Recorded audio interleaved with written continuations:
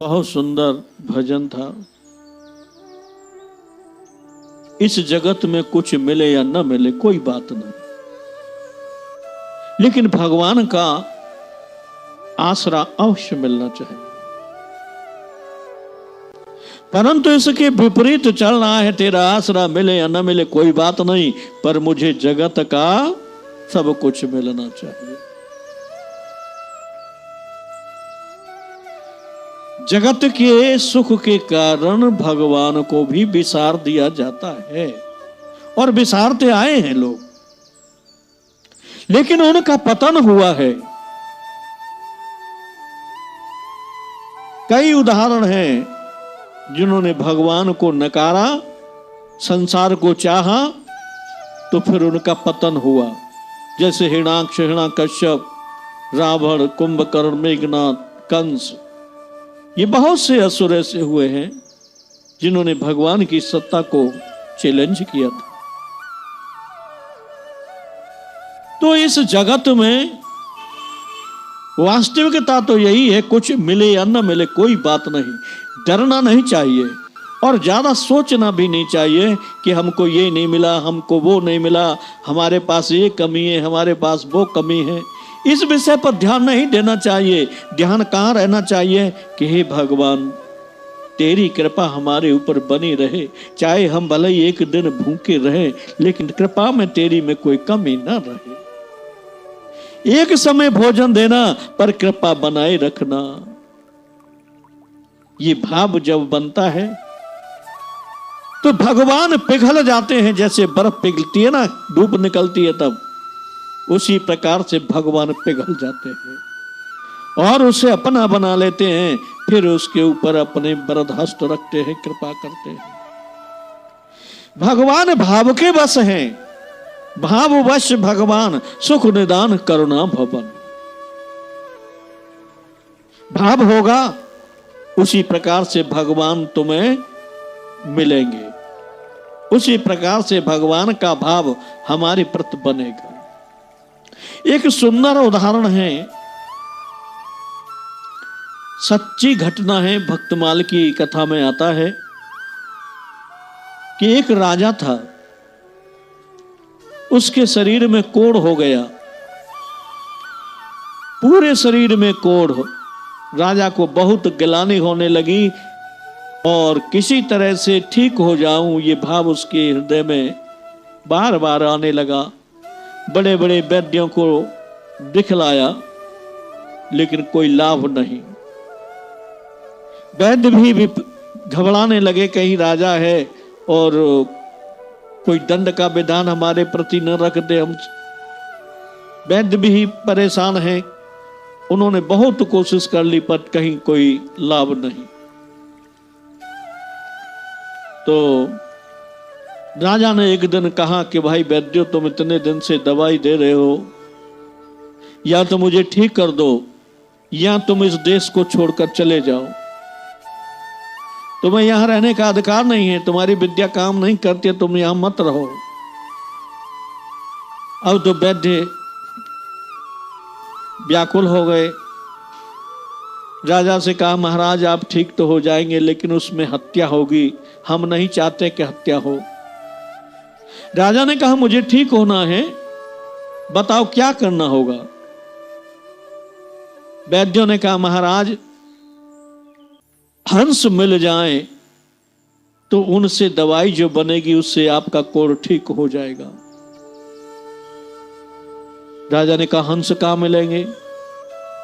वैद्यों ने कहा, महाराज ये बात हम नहीं जानते कहां मिलेंगे, लेकिन अगर हंस मिल जाते हैं तो तुम ठीक हो जाओगे। राजा ने कहा, पक्का? वैद्य ने कहा, महाराज बोले, मैं नहीं ठीक हुआ तो तुम्हें मृत्यु दंड मिलेगा। स्वीकार कर लिया वैद्यों ने।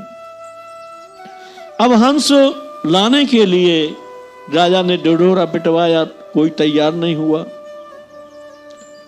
राजा ने अपने नगर में बधिक जो होते हैं, पक्षियों को मारते हैं, पकड़ते हैं, उनको बुलाया और कहा कि तुम जाओ हंस पकड़ करके लाओ।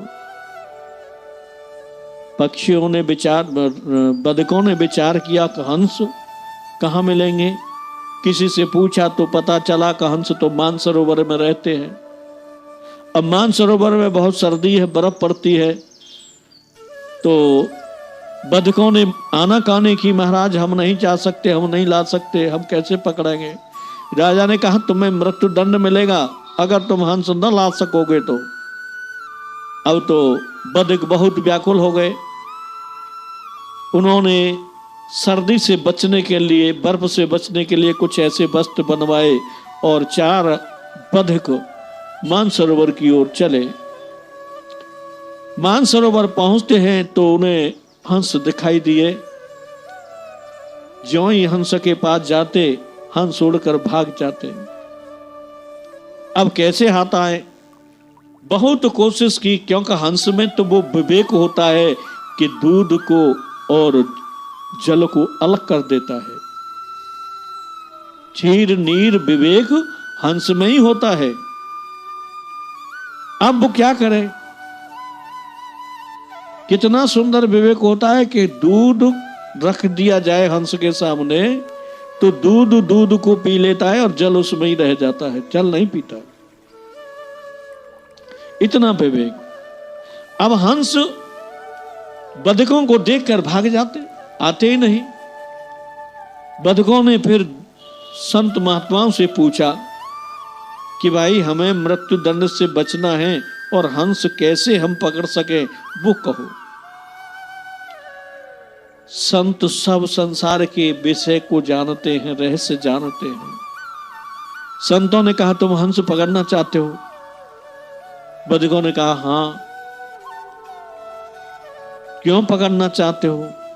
बदकों ने कहा महाराज ये बात हमको पता नहीं, हमें तो आदेश मिला है अगर हंस नहीं पकड़ के देंगे तो हमें मृत्यु मिलेगी। संत तो दया भाव में थे, संत हृदय था। उन्होंने उपाय बता दिया कि किसी के प्राण नहीं जाए। बोले देखो तुम्हें हंस पकड़ना है तो तुम साधुओं का भेष बना लो, वैष्णव का भेष बना लो। वैष्णव के भेष को देखकर हंस तुम्हारे पास स्वयं आ जाएंगे। अब तो साधुओं का भेष बदकों ने बनाया और मानसरोवर पर पहुंचे। बदक को देखकर हंस ने, किन्होंने साधुओं का भेष बनाया है, कपट रूपी नीर को जानने वाले हंसों ने भेष रूपी क्षीर देखा तो हंस हंसनी आपस में बात करने लगे कि हमें जाना है इनके पास कि नहीं जाना है। हंस ने कहा हे हंसनी, हम संसार में विवेक के कारण जाने जाते हैं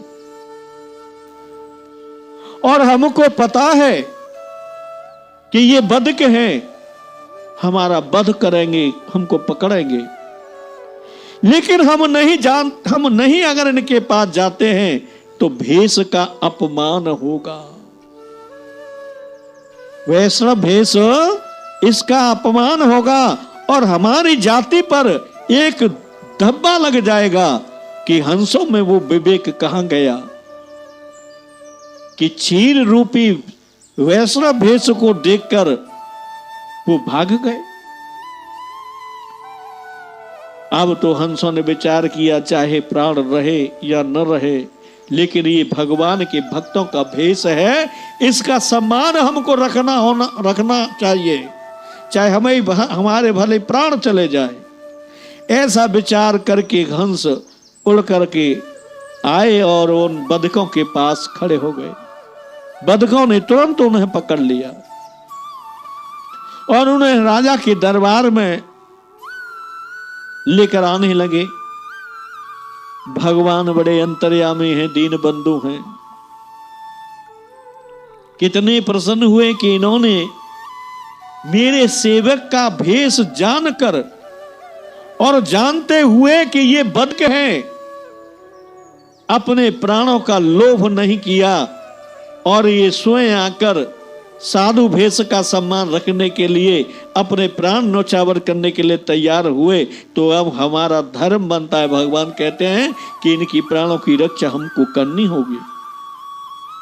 भगवान तुरंत उस राजा के नगर में पहुंचे और वहां लोगों से कहा कि हमें कुष्ठ रोग ठीक करने की विद्या आती है। इतने में ही वो बदक हंसों को लेकर राजा के दरबार में पहुंचते हैं। वैद्यों ने उन हंसों को लिया। उसी समय राजा को ये खबर मिली कि कोई वैद्य आए हैं जो कुष्ठ रोग को ठीक करने की गारंटी लेते हैं। राजा ने उस वैद्य को बुलाया। वैद्यराज पहुंचे। राजा ने पूछा, देखो ये मेरा कोढ़ है, क्या इसे तुम ठीक कर दोगे? तुम्हारी विद्या है ऐसी कोई दवाई है जो मैं ठीक हो सकूं? वैद्यों ने कहा, हाँ महाराज, ठीक हो जाओगे। प्रभु तो जानते ही थे, वैद्य भेष में थे। तुम्हारे पास जो हंस आए हैं उन हंसों को मुझे दे दो। राजा ने कहा कि हंस हम तुम्हें कैसे दे दें? बड़ी मुश्किल से हाथ आए हैं और इनकी दवाई बनेगी, मेरा कोढ़ ठीक होगा। वो हंस तो हम तुम्हें नहीं दे सकते जब तक मैं ठीक नहीं हो जाऊं। भगवान ने दवाई दी, लेप दिया, लगाया। राजा की सोने जैसी कंचन काया बन गई। राजा बड़ा प्रसन्न हुआ और वैद्य बने प्रभु के चरणों में लिपट गया। हे वैद्यराज, तुमने मेरे ऊपर बड़ी कृपा की है, मेरा शरीर सुंदर कर दिया है। कहो मैं अब क्या सेवा करूं जिससे तुम प्रसन्न हो? भगवान को प्रसन्न करना है राजा को। राजा कहता है कि मैं क्या कार्य करूं जिससे तुम प्रसन्न हो? भगवान ने बड़ी सुंदर बात कही जो हम लोगों के लिए काम आने वाली है कि देखो तुम ठीक हो गए हो, साधु संतों की सेवा करो और भगवान का भजन करो। बस अगर मुझे प्रसन्न रखना चाहते हो तो ये दोनों काम शुरू कर दो।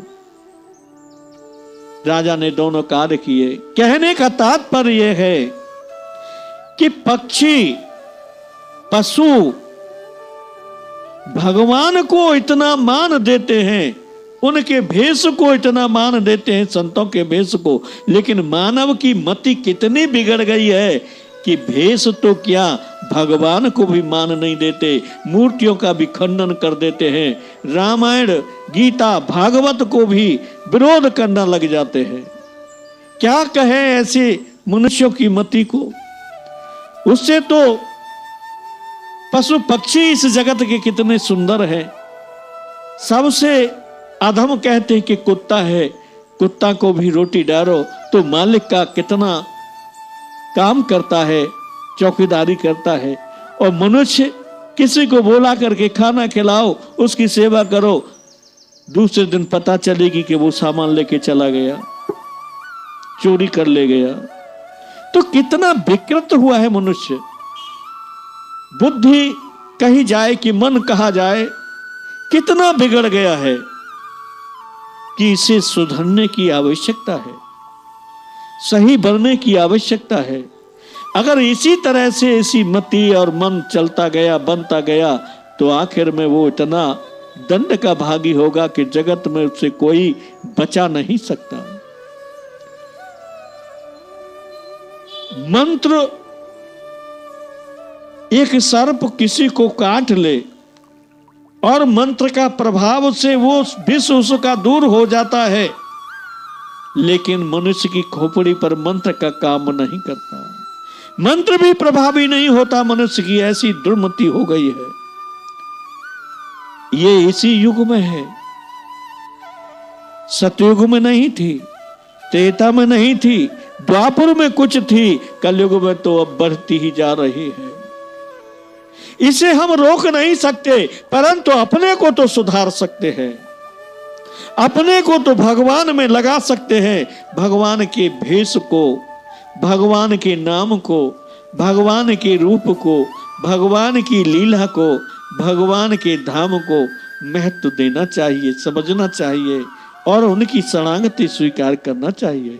बोलो सच्चिदानंद भगवान है की